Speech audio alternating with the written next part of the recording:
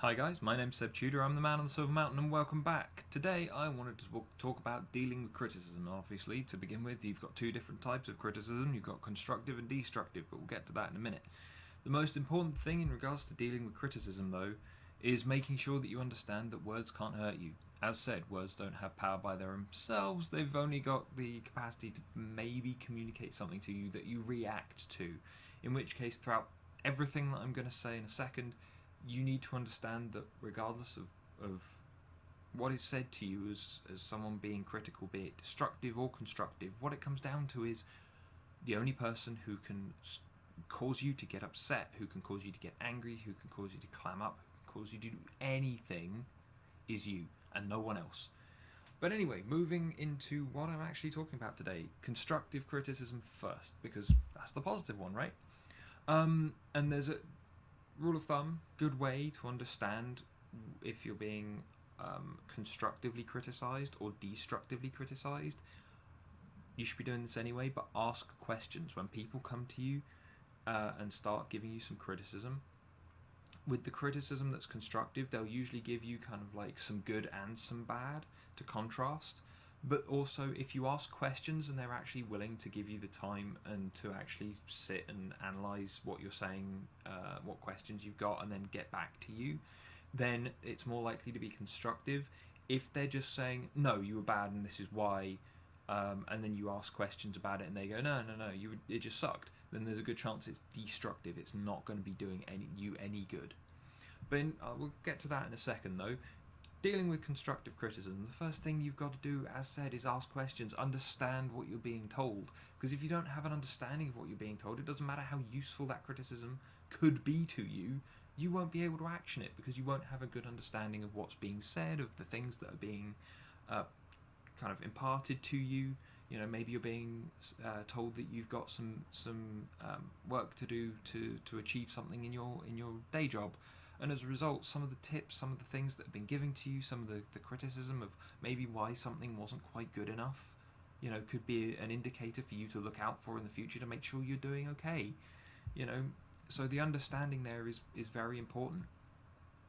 You've got to find out if there's, you know, you have to acknowledge if there's any truth to it. You know, if X, Y, and Z was done, if X, Y, and Z was done and it didn't turn out well because, you know, the end result was just poor, you know, then when someone comes to you and criticizes the fact that the end result was poor and then they think this might be why, then you have to at least acknowledge that the end result was poor, and that if you don't have a good understanding of why it turned out that way, they may know, and you may have, you know, you may be able to get some more information from them to improve overall. The next thing to do is, once you've got all this information, this understanding, and you've acknowledged the facts of it, and you've acknowledged what is objectively true and what's their opinion, then you need to set out a game plan to try and address it. You need to think it through. And obviously, some of their opinions, some of their suggestions may not be things that you're super comfortable with or may need help with for various reasons. And as a result, you need to put that into your game plan. You know, how far are you willing to go? Who might you need help from? You know, all that all needs to go into what you plan to do next. And then obviously, you know, if someone's come to you to be constructive and give you some constructive criticism, then it's usually worthwhile, you know, just appreciating the fact that they've come and been honest with you and given you the time of day to try and help you improve. Because, you know, actually appreciating that person will then also mean that they'll maybe look out for you in the future and come back and give you some more help, advice, pointers, constructive criticism of one sort or another in the future. It'll just give you that extra edge overall.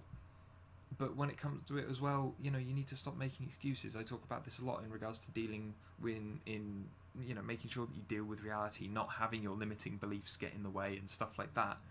You know, you need to make sure that those limiting beliefs or those things that you're worried about don't manifest as just you giving excuses or trying to kind of shrug off the responsibility of doing it, whatever it is that you're being criticized for. You know, because otherwise you're not going to improve. Because the last thing that you need to take into account in regards to constructive criticism is, you know, the constructive criticism can make you better. It gives you a whole various list of things to do and things that you can take into account to improve what you're doing. You know, it's a useful thing. And so, constructive criticism, both as someone giving it and as someone receiving it, can be a really eye-opening and useful thing to do. The number of times that I was with a member of my team when I was doing management or leadership or whatever in that kind of area, and I would go and I would sit down with someone and to give them some feedback, to give them some constructive criticism, and then they would ask questions back, and it would open my eyes to something that I'd not really realised. It's a useful thing to go back and forth on, even if it's more for the benefit of one than the other. But moving on to the destructive criticism, and now the thing with destructive criticism, and the thing with the destructive criticism side of things is that it can be very hard at times to understand why someone has come at you for it, or with it.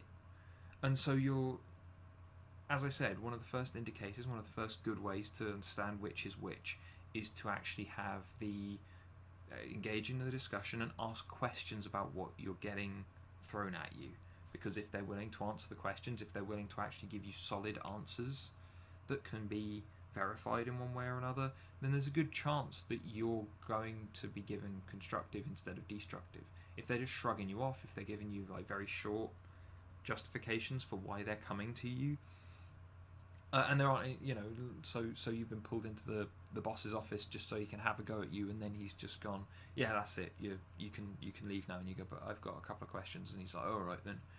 You ask him and he just goes, oh, you're talking crap, get out. There's a good chance that it's him just coming down on you hard for something.